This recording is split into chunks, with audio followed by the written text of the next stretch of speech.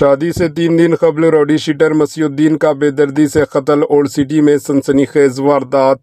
ریاست تلنگانہ کے دارالحکومت شہر حیدرآباد کے پران شہر میں اتوار کی آدھی رات کو ایک راؤڈی شیٹر کا بے دردی سے قتل کر دیا گیا، جس کی 3 دن بعد شادی ہونے والی تھی۔ تفصیلات کے مطابق فلک نما کا رہنے والا راؤڈی شیٹر مسیح الدین کو اتوار کی رات نامعلوم افراد نے بے رحمی سے چاقوؤں سے حملہ کرتے ہوئے بے دردی سے قتل کر دیا۔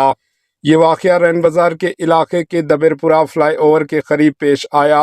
پولیس کے مطابق کچھ نامعلوم افراد نے مسیح الدین پر چاقو سے حملہ کیا، جس سے وہ موقع پر ہی ہلاک ہو گیا۔ واقعے کی اطلاع ملتے ہی پولیس جائے واقعہ پر پہنچی۔ پولیس کو شبہ ہے کہ مسیح الدین کی پرانے دشمنوں نے اس واردات کو انجام دیا ہے۔